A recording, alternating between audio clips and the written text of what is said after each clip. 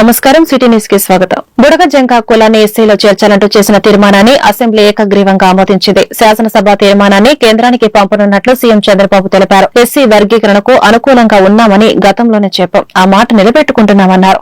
అసెంబ్లీలో ఆయన ఎస్సీ వర్గీకరణపై మాట్లాడారు. అసెంబ్లీలో తీర్మానం చేసి కేంద్రానికి పంపితే సమస్య పరిష్కారం అవుతుందని గతంలోనే చెప్పాను. జిల్లాల వారీగా కేటగిరీ విభజన చేయాల్సి ఉంటుంది. జనగణన తర్వాత మరోసారి జిల్లాల వారీగా కేటగిరీల విభజన చేసేందుకు సిద్దంగా ఉన్నామని స్పష్టం చేశారు. ఇప్పుడే మిత్రులు పవన్ కళ్యాణ్ గారు గాని కొంతమంది మెంబర్లందరూ అడిగారు. ఒక విషయం చూసినప్పుడు బుడగ జంక ఎప్పటి నుంచో వాళ్ళ సమస్య అయితే చాలా విచిత్రంగా అటు ఇటు సమైక్య ఆంధ్రప్రదేశ్ లో ఉన్నప్పుడు కొన్ని రోజులు వాళ్ళు ఎస్సీలో ఉండడం, తర్వాత ఇది రావడం అన్ని జరిగాయి. నేను కూడా అది ఎక్స్ప్లెయిన్ చేసి ఒక తీర్మానం చేసి కేంద్రానికి పంపించి కేంద్రం ఆమోదిస్తే మళ్ళీ మనం ఎస్సీల్లో ఏ గ్రూప్ లో చేర్చడానికి అవకాశం ఉంది. రెండోది అధ్యక్ష రిలీజ్ గాని అదే మరి కొన్ని కులాలు కొన్ని జిల్లాల్లో ప్రధానంగా ఉన్నారు. ఈ రోజు మానవ సామాజిక వర్గం ఈస్ట్ వెస్ట్ గోదావరి జిల్లాల్లో ఎక్కువ ఉంటుంది. ఇంకా కొన్ని జిల్లాలు అదే మరి నెల్లూరు గాని ఈ జిల్లాలో ఎక్కువగా ఉన్నారు. ఇంకొక పక్కన మాదిగ సామాజిక వర్గం రాయలసీమలో కడప, కర్నూలు, అనంతపూర్లు ఎక్కువగా ఉన్నారు. ఇప్పుడు మనం ఏదే సెన్సస్ ఒకసారి చూస్తే ఢిల్లీ అంతా కూడా ఎక్కువగా విశాఖపట్నం, విజయనగరం ఆ ప్రాంతాలు ఎక్కువగా ఉన్నారు. అయితే ఈ రోజు కమిషన్ వేసిన తర్వాత కమిషన్ ఇచ్చిన రిపోర్టు ఏదైతే 26 జిల్లాలైనాయి, ఈ 26 జిల్లాల్లో ఇది చేయాలంటే జనాభా లెక్కలు సరిగా లేవు కాబట్టి నేను రికమెండ్ చేయలేకపోతున్నాను. గవర్నమెంట్ కి అధికారం ఉంది. 2026లో సెన్సస్ జరుగుతుంది. ఆ సెన్సస్ లో వచ్చిన డేటా ఆధారంగా మీరు జిల్లా వారిగా కేటగరైజేషన్ చేసుకునే అవకాశం ఉందని చాలా స్పష్టంగా చెప్పారు. ఎన్నికల్లో కూడా మనం చెప్పింది జిల్లా వారిగా కేటగరైజేషన్ తీసుకొస్తామని చాలా స్పష్టంగా హామీ ఇచ్చాం. మళ్లీ హామీ ఇస్తున్నా. ఈ రోజు డిలే అవుతుందనే ఉద్దేశంతో ఈ కార్యక్రమాన్ని చేస్తూనే మళ్లీ సెన్సస్ రిపోర్ట్ వచ్చిన తర్వాత జిల్లా వారిగా కేటగరైజేషన్ చేయడానికి కూడా వచ్చే అవకాశం వస్తుంది. దిశ ఎస్సీ వర్గీకరణ ఈ స్థాయి వరకు వచ్చిందంటే మందకృష్ణ మాదిగ, సీఎం చంద్రబాబు కారణమని డిప్యూటీ సీఎం పవన్ కళ్యాణ్ అన్నారు. అసెంబ్లీలో ఎస్సీ వర్గీకరణపై ఆయన మాట్లాడారు. ఎస్సీ వర్గీకరణపై చాలా చర్చలు జరిగాయి. గుర్తింపు లేని కులాలపైన విస్తృతంగా చర్చలు జరిగాయి. సీఎం చంద్రబాబు ప్రత్యేక దృష్టి పెట్టి రాజీవ్ రంజన్ మిశ్రాతో ఏకసభ్య కమిషన్ ఏర్పాటు చేశారు. కమిషన్ ఇచ్చిన నివేదిక చాలా అద్భుతంగా ఉంది. ఇది అందరికీ మేలు చేస్తుందని ఆశిస్తున్నామని పవన్ అన్నారు. వర్గీకరణకు సంబంధించి దీనికి మనస్ఫూర్తిగా ఈ స్థాయి దాకా వచ్చింది అంటే ఒకళ్ళు మందకృష్ణ మాదిక్ గారైతే దాన్ని ముందుకు తీసుకెళ్లిన వ్యక్తి శ్రీ నారా చంద్రబాబు నాయుడు గారు అధ్యక్షుడు. అలాంటి ఆత్మగౌరవ పోరాటాన్ని ముందుకు తీసుకెళ్లి దాన్ని ఆంధ్రప్రదేశ్ ఉమ్మడి రాష్ట్రంలో ప్రవేశపెట్టిన ఘనత, దాన్ని ముందుకు తీసుకెళ్లిన ఘనత శ్రీ నారా చంద్రబాబు నాయుడు గారికి మన గౌరవ ముఖ్యమంత్రి గారు దక్కుతుంది అధ్యక్ష.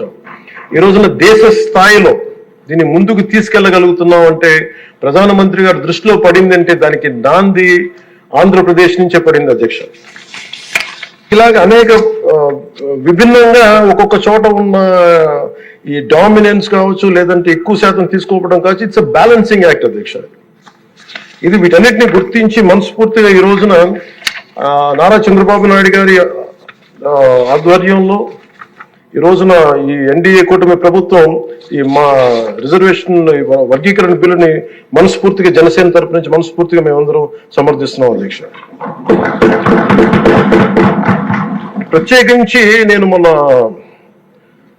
రాజీవ్ రంజన్ మిశ్రా గారితో మాట్లాడుతూ ఉంటే 100 నుంచి 10,000 లోపు ఉన్న దాదాపు 59 ఉపకులాలు, మా దళిత కులాలు, ఇవన్నీ మాలమాదిగా దళిత ఉపకులాలతో సహా 59 ఎక్కువ సంఖ్యాబలం ఉన్నాయి. దీన్ని ఎలా చేస్తారంటే 100 లోపు నుంచి 10,000 లోపు ఉండే 46 కులాలు అధ్యక్ష. కొన్ని కులాలు దాదాపు 30-40 మంది కూడా ఉన్నారని తెలియజేశారు అధ్యక్ష. అలాగే ఈ సైంటిఫికలీ ఎనలైజ్డ్ ఎంపిరికల్ డేటాని 4 నెలల వ్యవధిలో గౌరవ ముఖ్యమంత్రి గారు బాధ్యత తీసుకొని మంత్రివర్గంతో ఒక కమిటీని ఏర్పాటు చేసి వన్ మ్యాన్ కమిషన్ గారు శ్రీ రాజీవ్ రంజన్ మిశ్రా గారి ఆధ్వర్యంలో నవంబర్లో మొదలై మార్చి 4 నెలల వ్యవధిలో దీన్ని డేటానంతా సైంటిఫిక్ గా అనలైజ్ చేసి ఎంపిరికల్ డేటాని విద్యా, సామాజిక, ఆర్థిక, రాజకీయ, అంతర్గత వెనుకబాటుతనాన్ని వారు మూడుగా విభజించిన విధానం చాలా అద్భుతంగా ఉంది అధ్యక్ష. ఇది అందరికీ మేలు చేస్తానని కోరుకుంటున్నాను. మందకృష్ణ గారు వర్గీకరణ ఉద్యమానికి ఆద్యులు. మందకృష్ణ గారు వర్గీకరణ ఉద్యమానికి ఆద్యుడు. వర్గీకరణ సాధన పోరాట సమితి యోధుడు అధ్యక్షుడు మందకృష్ణ గారు. నారా చంద్రబాబు గారు సైబరాబాద్ సూపర్ 6 పథకాలకు నిధులు కేటాయించకుండా కూటమి సర్కార్ కాలక్షేపం చేస్తుందని, ప్రజల ఆకాంక్షలకు అనుగుణంగా పనిచేయని చిత్తశుద్ది ఈ ప్రభుత్వానికి లేదంటూ శాసన మండలి విపక్ష నేత బొత్స సత్యనారాయణ మండిపడ్డారు. గురువారం ఆయన శాసన మండలి మీడియా పాయింట్ లో మాట్లాడుతూ ప్రధాన ప్రతిపక్షంగా ప్రజా సమస్యలను సభలో ప్రస్తావించి పరిష్కారానికి ప్రయత్నం చేశామని, కానీ ప్రభుత్వం మార్షల్స్ ను తెచ్చి మమ్మల్ని సభ నుంచి బయటకు పంపించేందుకు చూసిందని మండిపడ్డారు. ఓటేశారు, మేం గెలిచాం, ఇక దోచుకుంటే సరిపోతుందనే భావనలో ప్రభుత్వం ఉంది. 15 రోజుల సభలో ప్రభుత్వ తీరును మేము ఖండిస్తున్నాం. రాబోయే రోజుల్లోనైనా ప్రజలకు మంచి చేస్తారని మేము ఆశిస్తున్నాం. ప్రజల ఆకాంక్షకు తగ్గట్టుగా ప్రభుత్వం వ్యవహరించడం లేదని ఆయన వెల్లడించారు. ఒక ప్రధాన ప్రతిపక్షంగా మా పార్టీ ప్రజా సమస్యల్ని సభ ముందుకు తీసుకొచ్చి ప్రభుత్వం ద్వారా వాటికి సమాధానం తెప్పించి సమస్య పరిష్కారం చేయడానికి చాలా ప్రయత్నాలు చేస్తాం. కానీ అధికార పక్షం ఆ ఆలోచనతో కాకుండా ఏదోలాగా దాన్ని డైవర్ట్ చేస్తూ వారికి ఆఖరికి మార్షల్ని కూడా తీసుకొచ్చి మమ్మల్ని సగం నుండి బయటికి వెళ్ళిపోవడానికి కారణమవుతున్నాయారు. ముఖ్యంగా ఏదైతే ఈ ఎన్నికల్లో అధికారంలో తెలుగుదేశం పార్టీ కూటమి ప్రభుత్వం రావడానికి కారణాలైన సూపర్ 6 కానీ, లేకపోతే విద్యార్థికి ఇస్తానన్న నిరుద్యోగ వృత్తులు కానీ, ఇక మిగతా అంశాలన్నీ కూడా నెరవేర్చడమే కాకుండా ఈ బడ్జెట్ ఈ సమావేశాలు దానికి కావాల్సిన నిధులను కూడా పూర్తిగా కూడా కేటాయించకుండా కార్యక్రమాన్ని చేస్తారు. చెప్పుకుని పోతే 1, 2, 3 కాదు, ఇవన్నీ కూడా రేపు ఎల్లుండి మళ్ళీ ఒక సుదీర్ఘమైన ప్రస్కారం పెట్టి ఏ రోజు ఏ విధంగా ఏ రోజు చేశారని మీ ద్వారా రాష్ట్ర ప్రధానికి తెలియజేస్తాం. ఈ విధంగా చేశారు. అసలు ప్రభుత్వానికి చిత్తశుద్ధి కనిపించలేదు నాకు. ప్రజలు ఇంత పెద్ద ఎత్తున మాకు మ్యాండేట్ ఇచ్చారు, వారి ఆకాంక్షలు వారికి అనుగుణంగా కార్యక్రమాలు చేయాలి అనే కనిపించట్లేదు. ఎంతసేపు కూడా మా పని అయిపోయిందిలే, మేము అధికారంలోకి వచ్చాలే, మేము సీట్లో కూర్చున్నాలే, ఎలా పోతే పోనీ, మేము ఇంకా మా పని ఈ రాష్ట్రాన్ని దోచుకోవడమే మా పనిని ఆలోచనలు ఆ ప్రభుత్వం తాలూకా ఇచ్చిన సమాధానాలు కానీ, వాళ్ళు ఇస్తున్న కార్యక్రమాలు కానీ, వారి వ్యవహార శైలిలో కానీ కనిపిస్తున్నాయి. చాలా దురదృష్టం, చాలా దురదృష్టం. ఏదైతే అత్యంత విలువైన సమస్యలు ఉన్నాయో వాటి మీద చిన్న సినిమాలను ఆదరిస్తేనే సినీ పరిశ్రమ ఆర్థికంగా పుంజుకుంటుందని సినీ నిర్మాత ఎగ్జిబిటర్ అంబికా కృష్ణ అన్నారు. ఏలూరు నగరంలో ఈ రోజు శ్రీ వెంకటేశ్వర స్వామి దేవాలయ శ్రీ సిద్ధిదాత్రి క్రియేషన్స్ బ్యానర్ నిర్మిస్తున్న చిత్రానికి అంబికా కృష్ణ పూజలు చేశారు. పూజ అనంతరం దేవుడి విగ్రహాల మీద క్లాప్ కొట్టారు. సినిమా నిర్మాతలు Jandhyala Gangadhar Sharma, Vatti Shyambabu, cinema director Juttiga Venkat, cine hero Arvind, హీరోయిన్లుగా కృష్ణ, పావని వివరిస్తున్నారని, ఈ సినిమాలో ఏలూరు జిల్లాలను నిర్మించడానికి రుణాలకు సిద్దం చేసుకున్నామని తెలిపారు. డైరెక్టర్ వెంకట మాట్లాడుతూ తాను ఇటీవలే అనన్య అనే సినిమాలో హీరోగా చేశానని, ఆ తర్వాత డైరెక్టర్ విభాగంలో చేరి ప్రస్తుతం ఈ సినిమాకు డైరెక్షన్ చేస్తానని అందరూ ఆదరించాలని విజ్ఞప్తి చేశారు.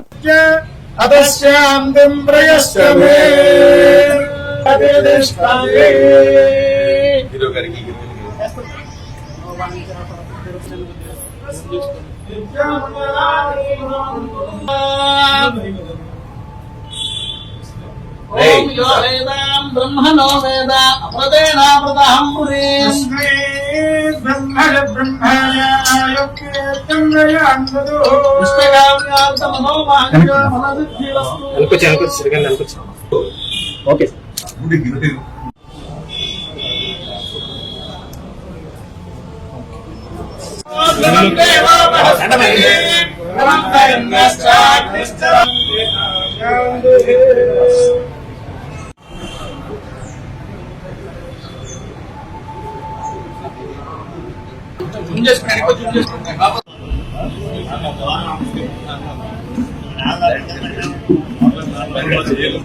ఇక్కడ చేసుకోవడానికి అనుమతించినటువంటి ఈ ఆలయ కమిటీ వారికి ముందుగా కృతజ్ఞతలు తెలుపుతున్నాను. అలాగే మా ఆహ్వానాన్ని మంచిగా స్వీకరించి ఈ రోజు ఇక్కడికి ఇచ్చేసినటువంటి అంబిక కృష్ణ గారికి ధన్యవాదాలు తెలుపుతున్నాను. ఎందుకంటే వారి చల్లని చేతులతో క్లాప్ కొట్టడం వల్ల మాకు సెంటిమెంట్గా మేము భావించుకొని సార్నే చాలా సన్నివేశాలు, అలాగే ఒళ్ళు దగ్గర పొడిచేటువంటి భయంకరమైన సన్నివేశాలు, అలాగే సెంటిమెంట్ కంట తడి పెట్టించే సెంటిమెంట్ సన్నివేశాలతో ఈ కథను సిద్ధం చేసుకున్నాం. అర్రర్ సార్ అదే అమ్మవారు బ్యాక్గ్రౌండ్ వచ్చేది. అలాగే ఈ కథని పార్ట్ 1, పార్ట్ 2గా సిద్ధం చేసుకున్నాం. ప్రజెంట్ పార్ట్ 1 చిత్రీకరణకి రేపు నుంచి రెగ్యులర్ షూటింగ్కి వెళ్ళబోతున్నాము. పార్ట్ 2 అనేది నెక్స్ట్ ఇయర్ ప్లాన్లో ఉన్నాము.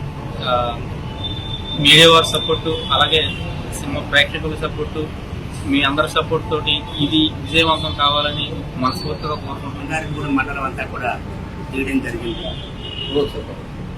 ఆ సినిమాని సూపర్ హిట్ చేసి మొత్తం 50 థియేటర్లుగా మాకు థియేటర్లు ఇచ్చారు. ఇష్టపడుతూ సినిమా తీయడం జరిగింది. చాలా అద్భుతంగా ఆ సినిమాలో వెంకట్ అని ఇప్పుడు మన డైరెక్షన్ చేసేటువంటి వ్యక్తే హీరోగా ఉండడం జరిగింది. ఇప్పుడు అతనే మళ్ళీ డైరెక్షన్ డిపార్ట్మెంట్లోకి వచ్చి నేర్చుకుని ఇప్పుడు ఒక కొత్త సినిమా ఒక గ్రామ దేవత బ్యాక్గ్రౌండ్గా తీసుకొని, అమ్మవారి కథని బ్యాక్గ్రౌండ్గా తీసుకొని, గ్రామ దేవతల పూర్వం ఏ రకంగా పూజించేవారు, గ్రామాన్ని ఏ రకంగా పొలిమేరల్లో అభివృద్ధి చేయడం జరిగింది, ఆ పొలిమేరలు దాటి గ్రామంలోకి మనం బయటికి వెళ్ళినా, అలాగే మన ఊళ్ళోకి వచ్చినా పొలిమేర చివరిలో ఉన్నటువంటి అమ్మవార్లు దండం పెట్టుకుని కొబ్బరికాయ కొట్టుకుని వెళ్తే అంతా జయం జరుగుతుందని అందరికీ నమ్మకం. ఆ నమ్మకంతో మా నిర్మాత పెద్దాల గంగాధర స్వామి గారి శ్రీ విద్యార్థి విజయసం గారిపై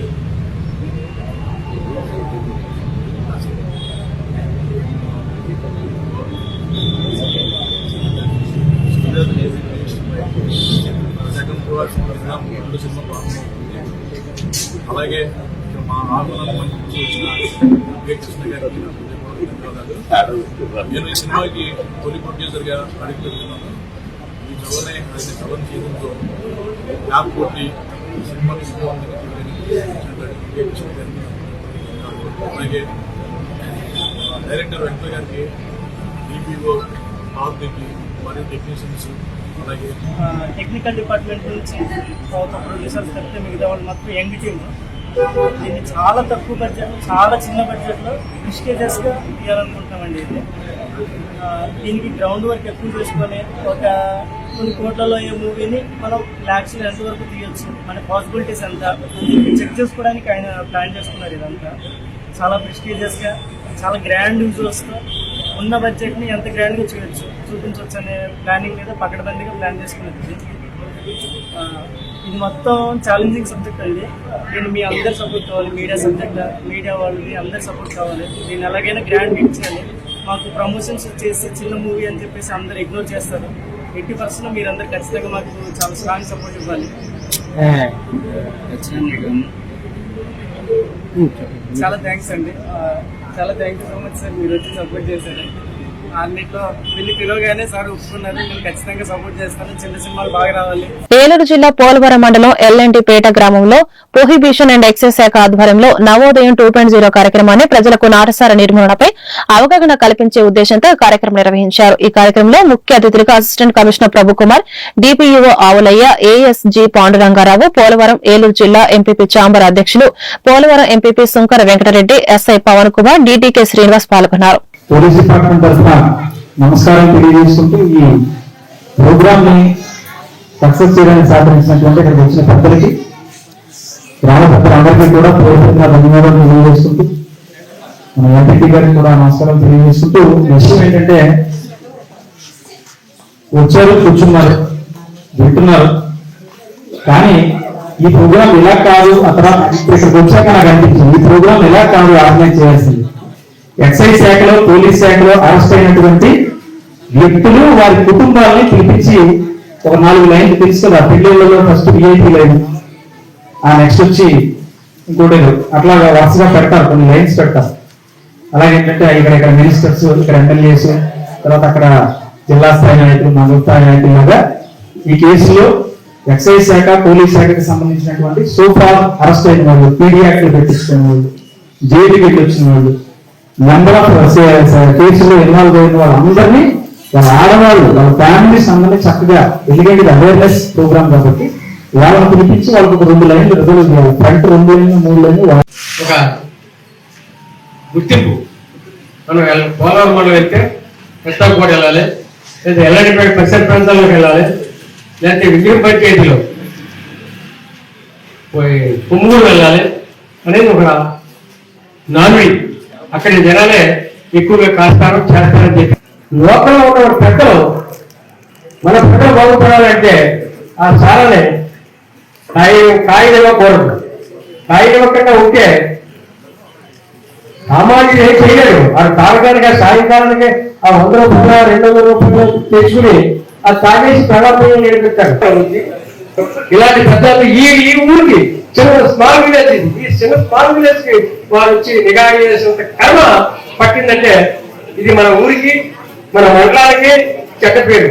ఆ చెడ్డ పేరు మనం రాకుండా మన పెద్దలుగా, పార్టీతో సంబంధం లేదు, అన్ని పార్టీల నాయకులు అందరూ ఉన్నారు ఇక్కడ, అందరూ కూడా ఈ యొక్క ఏలూరు రూరల్ మండలం మాదేపల్లి గ్రామంలో ఈ రోజు షిరిడి సాయిబాబా మందిరంలో ప్రత్యేక పూజలు జరిగాయి.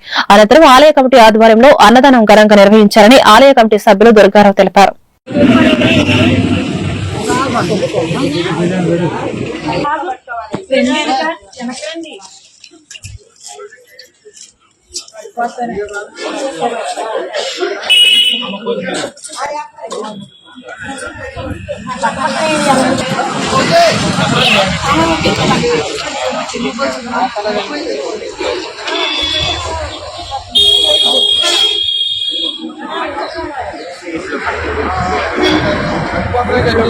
పోలవరం నియోజకవర్గం ఏలూరు జిల్లా జంగారెడ్డిగూడెం మండలం పంగిడిగూడెం గ్రామంలో పొగాకు బ్యారన్లో అగ్ని ప్రమాదం.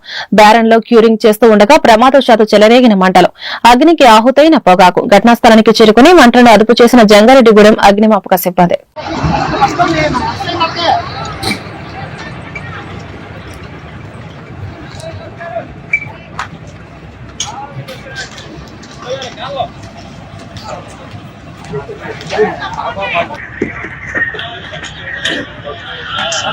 మళ్ళీ చేత ఫైరింగ్ వచ్చిన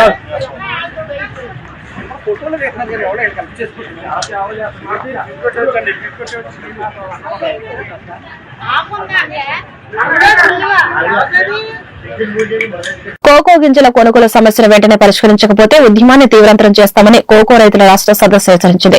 పెదవేగి మండలం విజయరాయి గ్రామంలో ఈ రోజు ఆంధ్రప్రదేశ్ కోకో రైతుల సంఘం ఆధ్వర్యంలో రాష్ట సదస్సు జరిగింది. ఈ సదస్సుకు బొల్లు రామకృష్ణ, బొల్లు సుబ్బారావు, ఇడుపుకంటి శ్రీనివాసరావు అధ్యక్షులుగా ఈ సదస్సులో కోకో రైతుల సమస్యలపై చర్చించి ఆమోదించారు.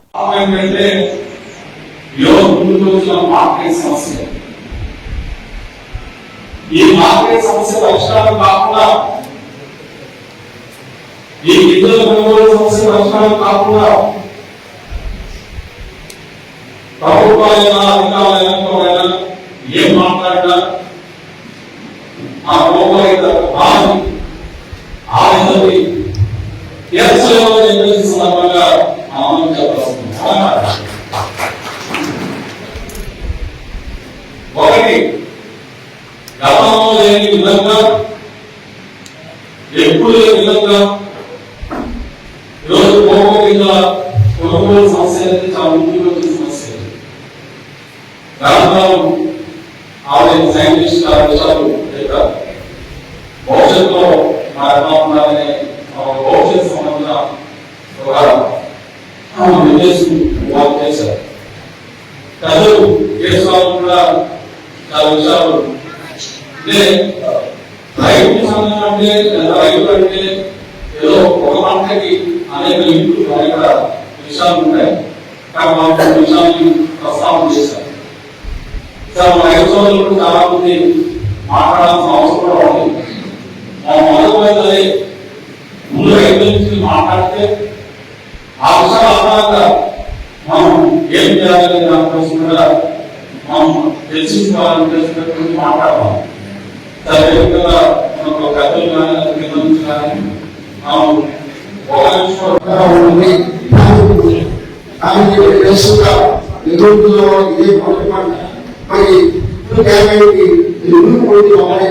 చేసుకుంటాడు 250 ఇల్లు వేసుకోవాల్సిన గుడికి 940 ఇల్లు కేటాయించుకున్నాడు. ఇష్టమైనటువంటి రేపు కూడా 21,000 కావాల్సినటువంటి గుడిని 15,000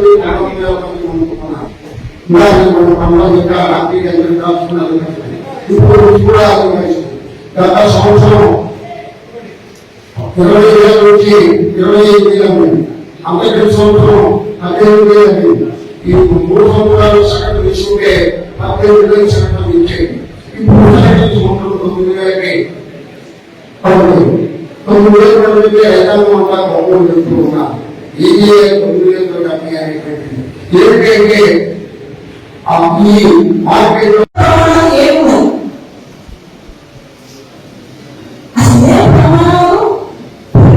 తీసుకుంటే మనము ఇంటర్నేషనల్ మార్కెట్లో నిలవచ్చాం. గ్రామ స్థాయి నుంచి, మండల స్థాయి నుంచి, జిల్లా స్థాయి నుంచి, రాష్ట్ర స్థాయి నుంచి, జాతీయ స్థాయి వరకు మనం చూస్తున్నాం.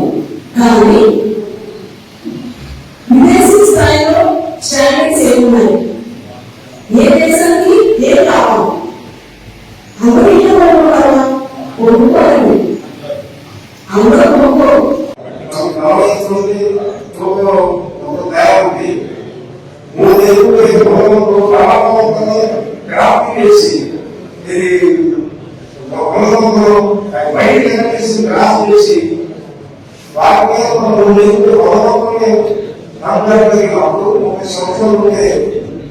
ఈ మొత్తం ఎందుకు పడతాము ఆయన వేస్తే